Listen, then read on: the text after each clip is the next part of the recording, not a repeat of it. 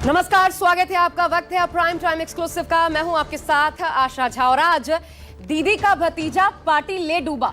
दरअसल यही हकीकत है आज की टीएमसी की। अभिषेक बनर्जी किसी कीमत पर मंजूर नहीं। दीदी के सबसे खास करीबी विश्वास पात्र में से एक और पार्टी के लोकसभा सांसद कल्याण बनर्जी ने भी अब साफ साफ शब्दों में दीदी को ताकीद कर दी है कि या तो अभिषेक बनर्जी या फिर हम जैसे पार्टी कार्यकर्ता, दीदी को दोनों में से एक को चुनना पड़ेगा। दोनों साथ साथ नहीं चल सकते। बंगाल चुनाव में गृह मंत्री अमित शाह ने जो कहा था वो सच होता हुआ नजर आ रहा है। अमित शाह ने कहा था भाईपो टैक्स से मुक्ति दिलाएंगे। भाईपो टैक्स यानी कि भतीजा टैक्स, जिससे बीजेपी की जीत के साथ बंगाल को तो मुक्ति मिल चुकी है, लेकिन अब पार्टी के सिंबल पर जीत कर आए विधायक सांसद भी भाईपो से आजादी चाहते हैं। आखिर अभिषेक बनर्जी का दीदी की सत्ता में रोल क्या था? क्यों अभिषेक बनर्जी को टीएमसी के अपने लोग बर्दाश्त करने को तैयार नहीं? कैसे दीदी का भतीजा प्रेम उनकी अपनी मेहनत से खड़े की गई पार्टी को ले डूबा? आज देखिए, एक बनर्जी जाएगा तभी रहेगा दूसरा बनर्जी।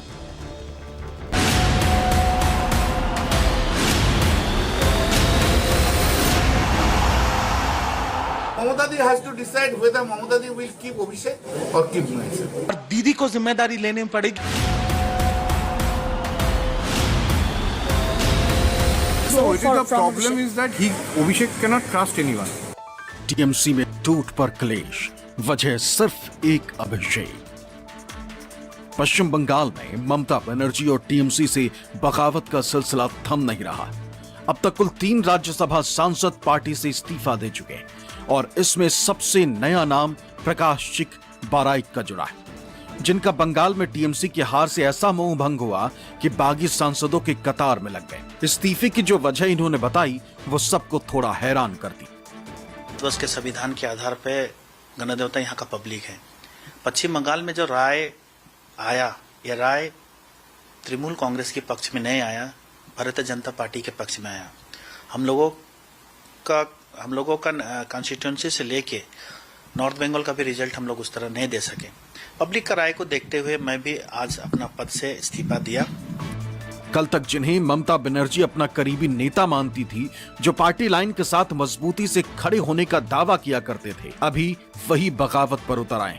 इनमें एक चौंकाने वाला नाम सांसद कल्याण बनर्जी का है। कल्याण बनर्जी का नाम अभी उन 20 सांसदों की लिस्ट में नहीं है जिन्हें बागी गुट का हिस्सा बताया जा रहा है, लेकिन कल्याण बनर्जी के ताजा बयान से उनका बागी रुख साफ पता चलता है। दरअसल गुरुवार को इन्होंने दीदी को साफ संदेश दिया, कह दिया कि अभिषेक बनर्जी या फिर कल्याण बनर्जी, किसी एक को चुनना होगा। I am with the Mamata Banerjee, but Mamata Di has to decide whether Mamata Di will keep Abhishek or keep Mahesh. If he again comes to you to No, Mamata Di has to decide first. Mamata Di has to first decide that yes, she cannot move the party without Abhishek, then I will not be there. शायद कल्याण बनर्जी जी को भी अब छूट मिली है कि अपने दिल की बात तो लोगों तक रख पाए। और सही माने में ममता बनर्जी एक फेल्ड गवर्नमेंट थी। ममता बनर्जी ने लोगों के साथ जो दुर्व्यवहार किया था, जो नागरिकों के साथ अत्याचार किया था, जो अराजकता का माहौल पश्चिम बंगाल में था, उससे पश्चिम बंगाल को निजात मिला है। टीएमसी से किनारा करने वाले 64 विधायकों और बागी हुए सांसदों ने अभिषेक बनर्जी के पार्टी में दखल को प्रमुख वजह बताया, जिसे लेकर पार्टी के विधायकों और सांसदों में असंतोष साफ तौर पर झलक रहा। चुनाव के समय तक टीएमसी नेता और पार्टी के प्रमुख प्रवक्ता रहे रिजू दत्ता खुलकर अभिषेक बनर्जी के खिलाफ मैदान में उतर आए और नेताओं की बगावत की एक वजह अभिषेक बनर्जी को ही बता रहे, जो कि पार्टी में ममता बनर्जी के बाद दूसरे सबसे ताकतवर नेता माने जाते हैं। देखिए, ये टीएमसी का जो पतन शुरू हुआ है वो अभिषेक बनर्जी से ही शुरू हुआ है और उसका खत्म भी अभिषेक बनर्जी से ही खत्म हो रहा है। तो हर किसी ने, एक ही आदमी है जो अभिषेक बनर्जी है, जिसके ऊपर आरोप लगा के या तो दल से निकाल जा रहा है या तो बोल रहा है कि जैसे आज कल्याण बनर्जी ने बोला है कि आप इधर हमारे साथ रहिए, इधर आप अभिषेक के साथ रहिए। तो ये उनका जो टीम है, उनका जो पार्टी है, उनका इंटरनल मैटर है। आरोप है कि ममता ने अपने भतीजे अभिषेक बनर्जी के लिए पार्टी नेताओं को ही साइडलाइन किया। टीएमसी के बागी नेताओं का मानना है कि अभिषेक बनर्जी की मनमानी की वजह से पार्टी को विधानसभा चुनाव में करारी शिकस्त का सामना करना पड़ा, क्योंकि ममता की ममता अपने भतीजे पर कुछ ज्यादा ही रही। व्यक्ति जिसका योग्यता नहीं है एक काउंसिलर बनने का, दीदी ने धृतराष्ट्र की तरह अपनी आंखें बंद कर ली और उस व्यक्ति को प्रतिष्ठित करने के लिए राजनीति में उन्होंने सबको साइड कर दिया।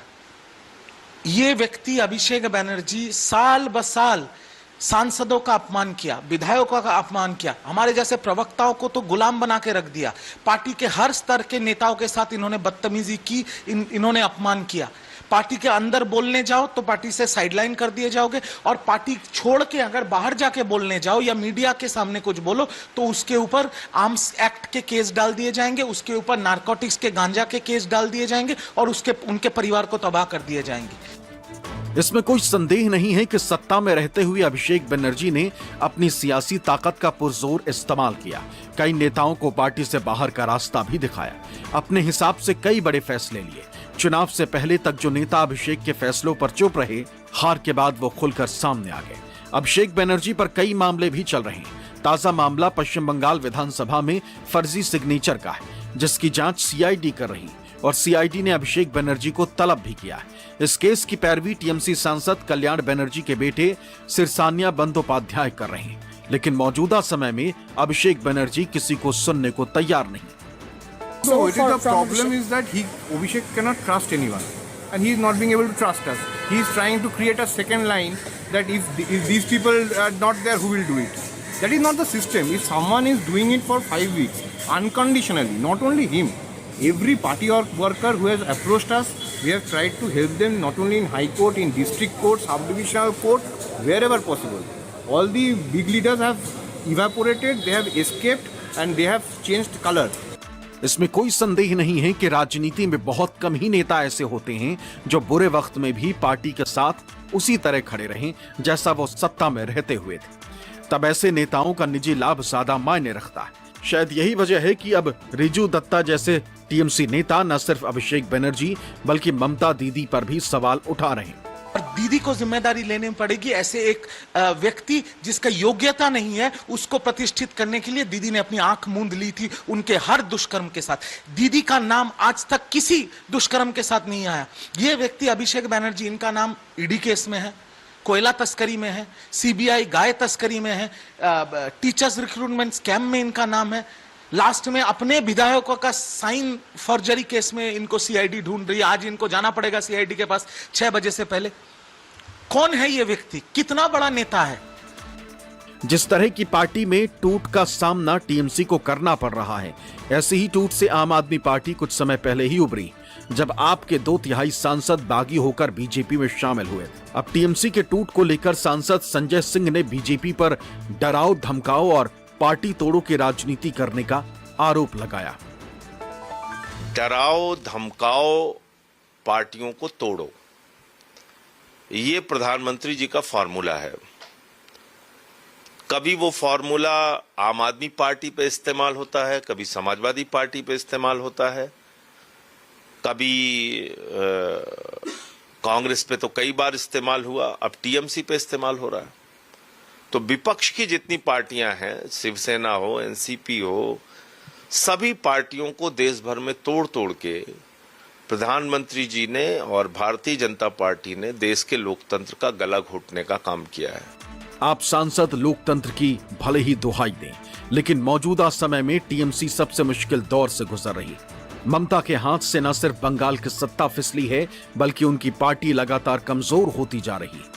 अगर 2/3 सांसदों ने टीएमसी से किनारा कर लिया तो टीएमसी के सामने अस्तित्व का संकट खड़ा हो सकता है।